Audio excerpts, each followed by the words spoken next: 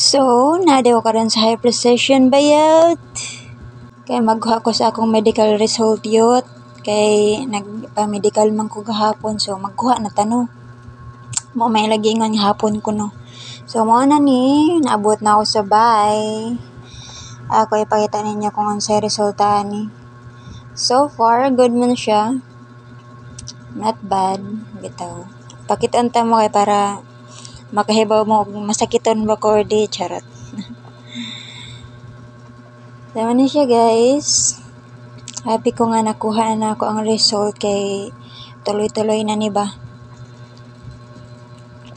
Dili na komplikado. Wala ko'y mga sakit-sakiton sa badin ha. So, mga na siya ang receipt or resibo. Mga na siya ang ako yung pakita sa Guardia before ko mag-claim. And then, mga na siya ang result. Totally result sa HEPA B and X-ray na ako.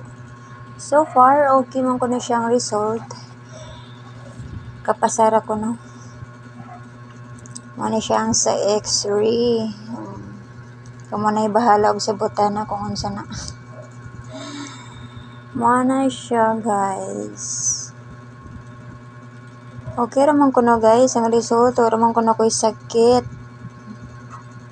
Na, mga na dry.